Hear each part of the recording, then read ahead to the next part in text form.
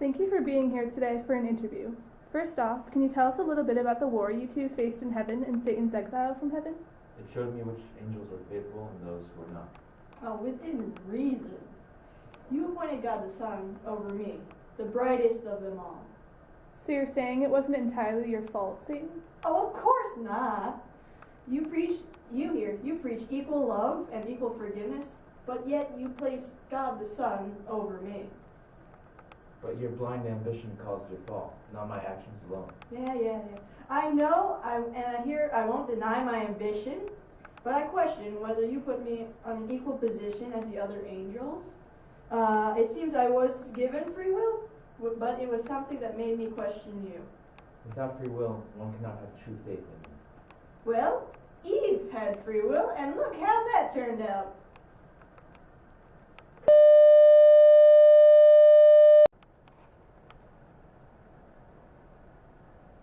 Now, before you go back to hell, we've one question for you, Satan. Why can't you just repent?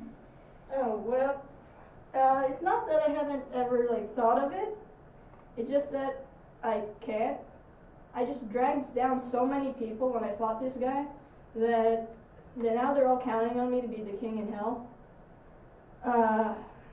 Even if I did repent, I would just be plagued with the free will that this guy gave me. There are those who both have free will and allegiance towards me. Well, if it isn't free will that made me fall, then what was? Something inherent only in you, which was your greed and ambition. When I created you, I gave you free will. Because, like I said before, free will is the only thing that determines whether you are truly faithful towards me. But everyone is created differently, and some people choose to use their free will for good and for evil, and you chose to use your free will for evil, even though I made you in good intentions. Yeah, but you're God, right? You're supposed to make stuff perfect. Isn't free will like a little flaw in that plan of your perfection? The imperfection isn't free will itself. When people use their free will to have faith in me, that is perfection. Well, you know what?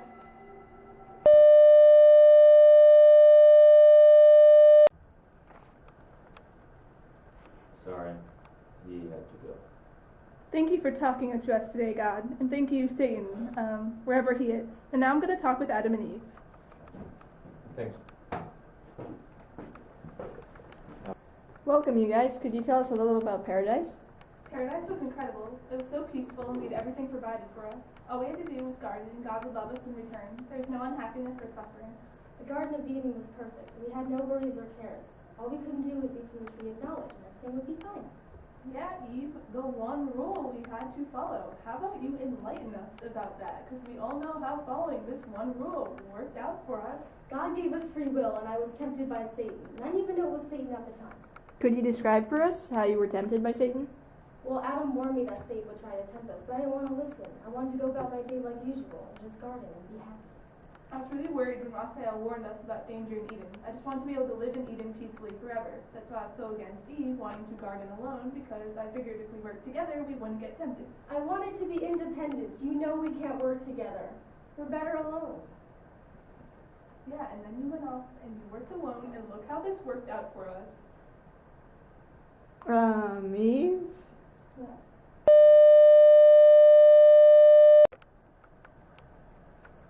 Anyway, so I was gardening, minding my own business, when this snake showed up. It was actually pretty creepy. He was talking about how beautiful I was and licking the ground that I walked on. I mean, I know I'm beautiful, but I'm Adam. And he told me that he ate the fruit, and then he was able to talk. And he said if I ate the fruit, I'd be like a goddess. Who wouldn't want that? I wouldn't want that. So I ate the fruit, and I was like, wow, this is amazing. I no longer felt innocent. I was aware of things. It was great.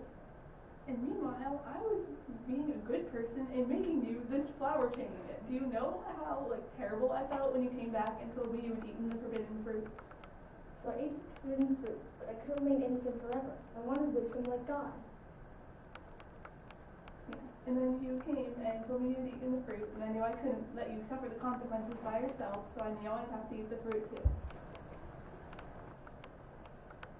How did it feel getting exiled from paradise and knowing you could never come back? It was horrible, started to regret eating the fruit. I wanted things to go back to the way they were, when all you had to do was garden and follow God. I didn't want a world full of suffering, but it was too late. When I looked back and saw the flaming brand God had put in the gates of paradise, I knew that was it. We'd really messed up, and we could never go back.